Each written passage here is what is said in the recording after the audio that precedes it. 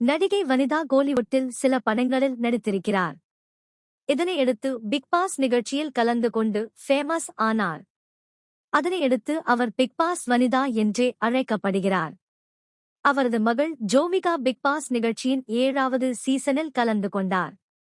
சூழல் இப்படி இருக்க நடன இயக்குனர் ராபர்ட்டும் வனிதாவும் சேர்ந்து மிஸ்ஸஸ் எம்ஆர் என்ற படத்தை இயக்கியிருக்கிறார்.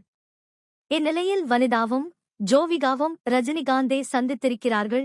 விஜயகுமாரின் மகளான வனிதா கோலிவுட்டில் சில படங்களில் கதாநாயகியாக நடித்தவர். விஜயுடன் சந்திரலேகா படத்திலும் நடித்தார். அதன் பிறகு சினிமாவிலிருந்து ஒதுங்கி அவர் பிக் பாஸில் கலந்து கொண்டார்.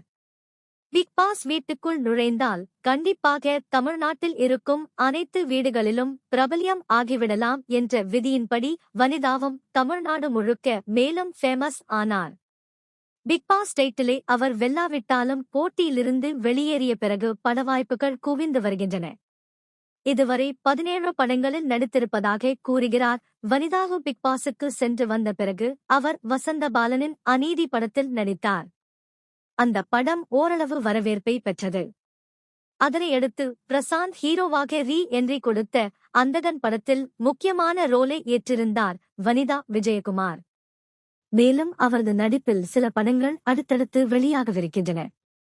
இதற்கிடையே அவரது மகள் ஜோவிகாவும் திரைத்துறையில் தனக்கான இடத்தை பிடிப்பதற்கு கடுமையாக உழைத்து வருகிறார். வனிதா விஜயகுமாரை பொறுத்தவரை தனது மனதில் பட்டதை யாருக்கும் பயப்படாமல் பேசக்கூடியவர். தனது சகோதரர் அருண் விஜய் குறித்து தனது குடும்பத்தில் ஏற்பட்ட பிரச்சினைகள் குறித்தும் வெளிப்படையாக பேட்டிகளில் பேசியிருக்கிறார் என்பது குறிப்பிடத்தக்கது. அது சில சமயங்கள் சர்ச்சைகளை ஏற்படுத்தியிருக்கின்றன.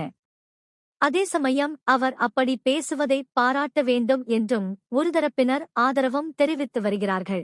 இது ஒரு பக்கம் இருக்க, வனிதா விஜயகுமாரின் திருமண விவகாரம் சர்ச்சைகளை சம்பாதித்தது குறிப்பிடத்தக்கது. முதலில் ஆகாஷ் என்பவரை திருமணம் செய்து கொண்டு பிறகு விவாகரத்து பெற்றார். அவர்களுக்கு ஒரு மகன் பிறந்தார். அவர் இப்போது பிரபு சாலமன் படத்தில் ஹீரோவாக அறிமுகமாகியிருக்கிறார்.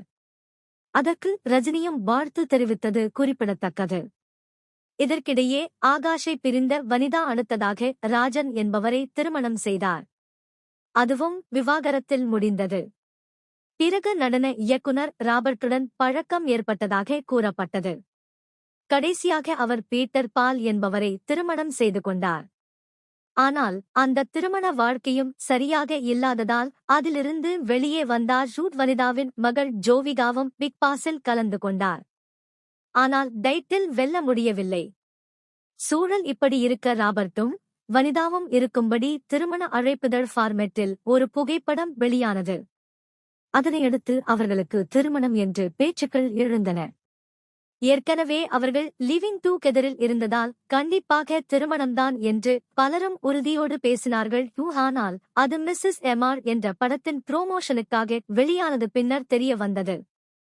அந்த படத்தை ஜோவிகாதான் தயாரிக்கிறார் என்பது குறிப்பிடத்தக்கது. இந்நிலையில் ரஜினிகாந்தை இன்று போயஸ் கார்டன் இல்லத்தில் வனிதாவும் ஜோவிகாவும் சந்தித்தார்கள்.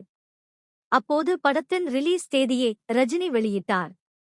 மேலும் இருவரையும் வாஞ்சையோடும் அன்போடும் ரஜினி அணைத்த புகைப்படங்கள் ட்ரெண்டாகியிருக்கின்றன.